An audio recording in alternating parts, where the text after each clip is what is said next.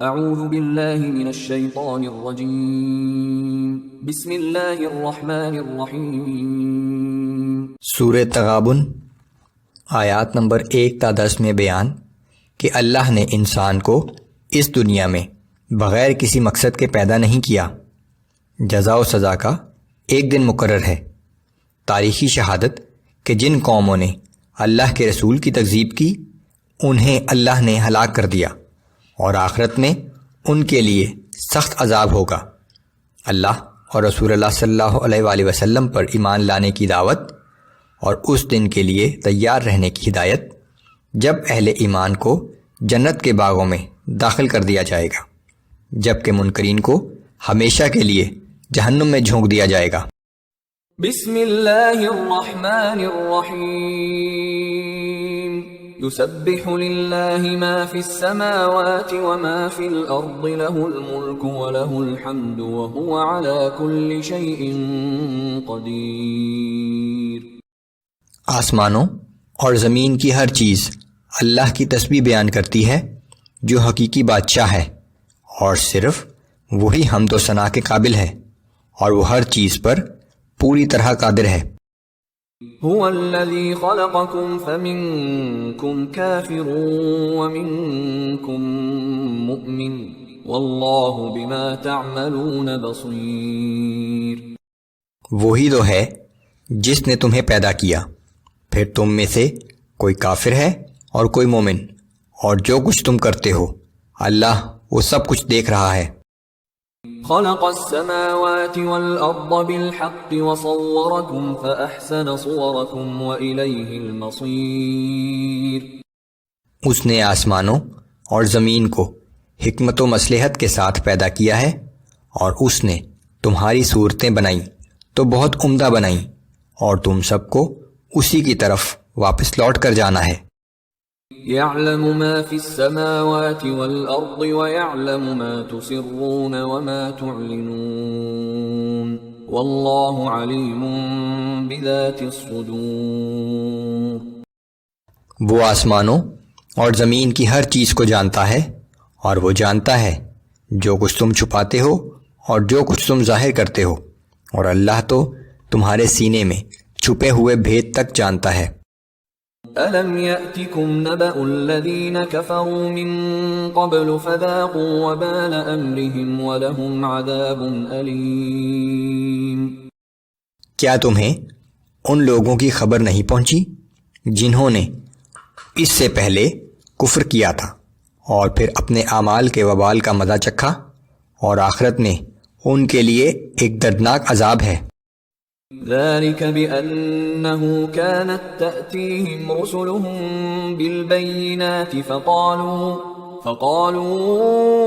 أبشر يهدوننا فكفروا وتولوا واستغنى الله والله غني حميد۔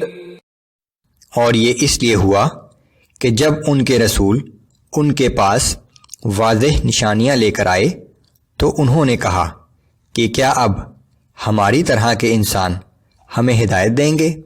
سو انہوں نے انکار کیا اور روگردانی کی، تو اللہ نے بھی ان کی پرواہ نہ کی۔ اللہ تو ہر ایک سے بے نیاز ہے، اور ہر قسم کی حمد و ستائش کے لائق صرف وہی ہے۔ زعم الذين كفروا أن لن يبعثوا۔ کافر بڑے دعوے سے کہتے ہیں کہ انہیں ہرگز دوبارہ زندہ کر کے نہیں اٹھایا جائے گا۔ قل بلى وربي لتبعثن ثم لتنبؤن بما عملتم وذلك على الله يسير۔ اے پیغمبر صلی اللہ علیہ وآلہ وسلم، آپ ان لوگوں سے کہہ دیجئے کہ کیوں نہیں، میرے رب کی قسم تم ضرور زندہ کر کے اٹھائے جاؤ گے، پھر ضرور تمہیں بتایا جائے گا کہ تم کیا کچھ کرتے رہے تھے، اور یہ کام اللہ کے لیے بہت آسان ہے۔ فآمنوا باللہ ورسولہ والنور الذی انزلنا واللہ بما تعملون خبیر۔